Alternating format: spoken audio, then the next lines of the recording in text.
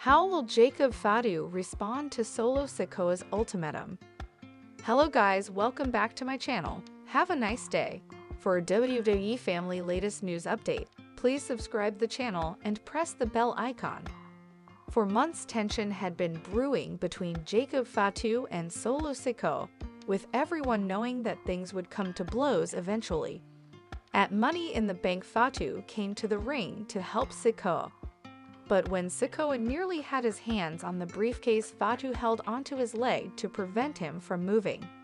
He then yelled, "I hate you, Solo," before throwing him down from the ladder, costing him a world title opportunity.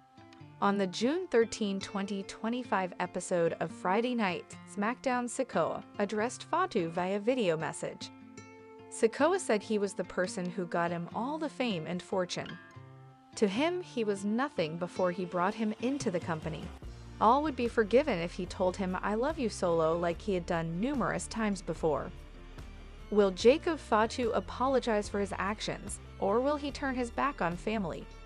Years before Jacob Fatu ever joined WWE, the bloodline was run by Roman Reigns. There were a lot of good times, but there were also some bad times. Those bad times made Jey Uso, Jimmy Uso, and Sami Zayn leave the bloodline. However, they always found their way back to Reigns.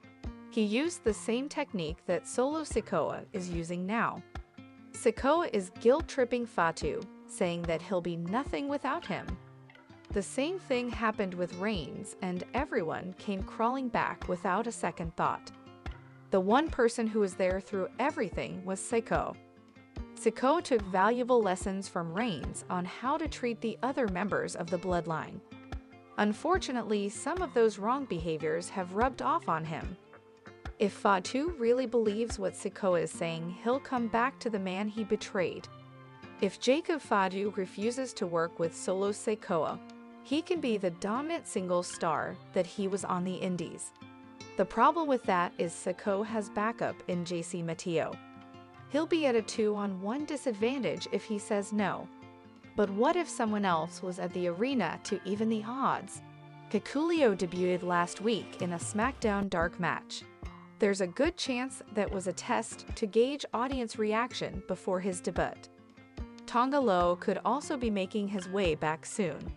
He suffered a torn bicep at Survivor Series War Games in November, which put him out of action for 7 or 8 months.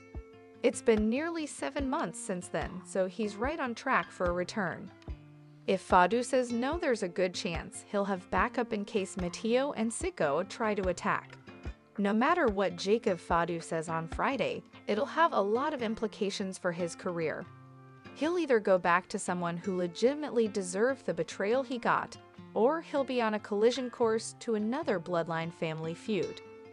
Either way, the bloodline story just got very interesting once again.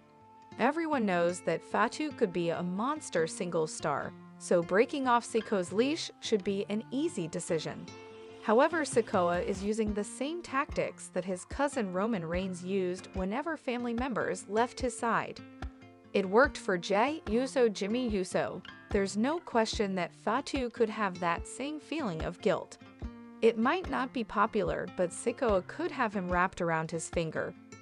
When Jacob Fatu enters the arena on Friday, it'll be the most important decision he's ever made in WWE. The latest episode of WWE Raw saw former World Heavyweight Champion Jey Uso advance to the semifinals of the King of the Ring tournament. The Ultimatum Master scored a victory in a fatal 4-way bout against Rusev, Bronson Reed, and Sheamus. He will now face Cody Rhodes in the semifinal on next week's Raw. The American Nightmare and Jey have been good friends for a while now in WWE. They have held tag team gold in the past. The former world champions also worked together in a tag team match against Logan Paul and John Cena at the 2025 Money in the Bank PLE and scored the win that night. Additionally, the former undisputed WWE champion came to the aid of the Ultimatum Master last night, saving Jey from a post-match attack by Seth Rollins. With that being said, Cody Rhodes and Jey Uso are on a mission to regain their respective world titles at the biggest party of the summer. While the American Nightmare lost the undisputed WWE title to John Cena at WrestleMania 41, the real-life Bloodline member was dethroned as World Heavyweight Champion by Gunther last week. Having qualified for the semifinals of the King of the Ring tournament, the former undisputed WWE Tag Team Champions could sweep their friendship under the carpet and focus on securing a spot in the Summit Clash in Riyadh.